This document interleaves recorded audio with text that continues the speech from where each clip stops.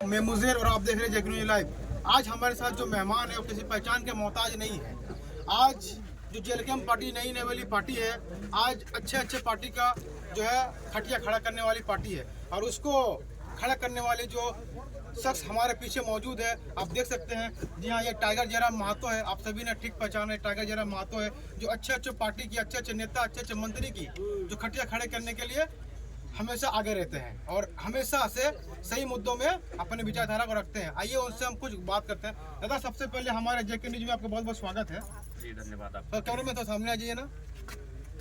अच्छा दादा, आप हमारे घाटशिला विधानसभा में इससे पहले भी आप 2-2.5 साल पहले आए थे यूसीएल के मुद्दा को उठाने के लिए। हाँ। तो आज उपचुनाव है और उपचुनाव में आप आ रहे हैं, कैसा रुझान मिल रहा है? 2-3 दिन से ज़्यादा दौरा कर रहे हैं। देखिए, हम नहीं, हमारे लगभग हजारों सिपाही जो घाटशिला के नहीं हैं वो घाटशिला आए हुए हैं। वो पूरे राज्य भर से आए हैं। कुछ लोग तो बंगाल के हिस्सों से भी आए हैं और घाटशिला में अपने रिश्तेदार के यहाँ या फिर अपने दोस्त के यहाँ या फिर उनसे दोस्ती बनाकर उनके घरों में रह रहे हैं, क्योंकि हम लोग पर सुविधा नहीं है।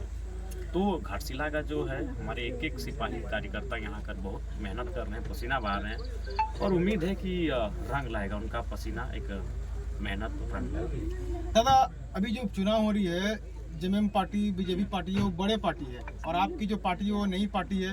तो कैसा लग रहा है? एक तरफ मतलब दल बल है और एक तरफ आप अपने जो ईमानदारी को लेते हुए आगे बढ़ रहे हैं, तो कैसा लग रहा है कि आप किसको अपना देख पा रहे हैं कि टक्कर में?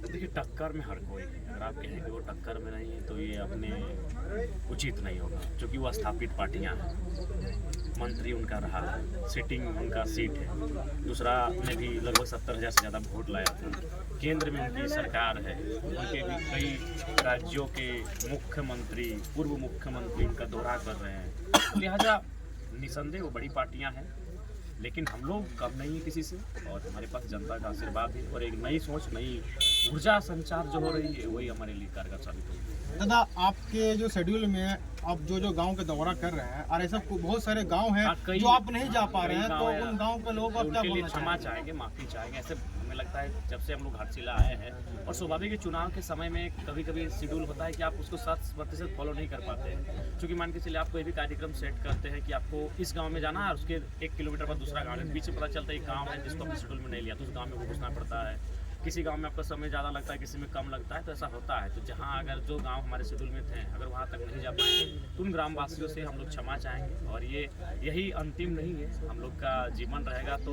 कार्यक्रम आगे भी होंगे, उनके बीच आगे भी आएंगे। लेकिन अगर आज, कल और परसों 3 दिन और फिर कल एक रहेंगे 4 दिन और फिर 2 दिन उधर भी, लगभग 4-5 दिन से हम लोग घाटशिला में हैं। अगर कोई ऐसा गाँव जहाँ शेड्यूल बन के जैसे अभी 4 गाँव हम लोग नहीं जा पाए, रात हो गई, शरीर भी थक गया और कल तो दिन भर हम नहीं जा पाए। कल लगभग 15 गाँव का शेड्यूल था, क्योंकि हमारा 2 बोतल पानी चढ़ा। कल तो उठने की स्थिति में नहीं थी, इतना एनर्जी नहीं था शरीर में।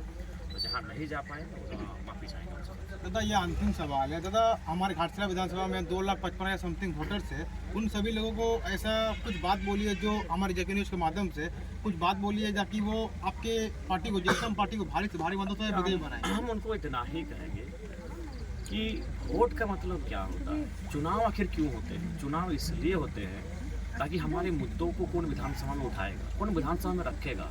और वोट का मतलब है लोकतंत्र, और लोकतंत्र का मतलब ये है कि राजा का जो शासन था उसका अंत। लोकतंत्र है राजा के शासन का अंत। आज भी अगर विधायक के बेटे को विधायक चुने, मंत्री के बेटे को विधायक चुने, तो लोकतंत्र के होने का अर्थ नहीं दिखता है। इसीलिए मेरा उनसे आग्रह होगा कि लोकतंत्र की सच्ची सार्थकता को साबित करे घाटशिला में और एक साधारण घर के बेटे को।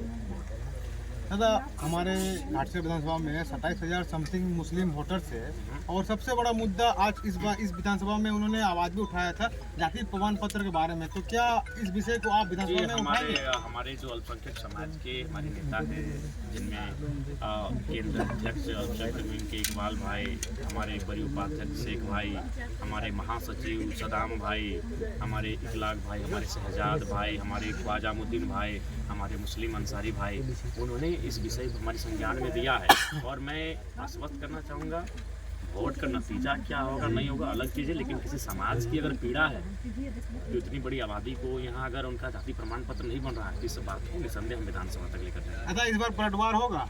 मैंने ये जनता तय करेगी। जनता तय करेगी ना। धन्यवाद दादा।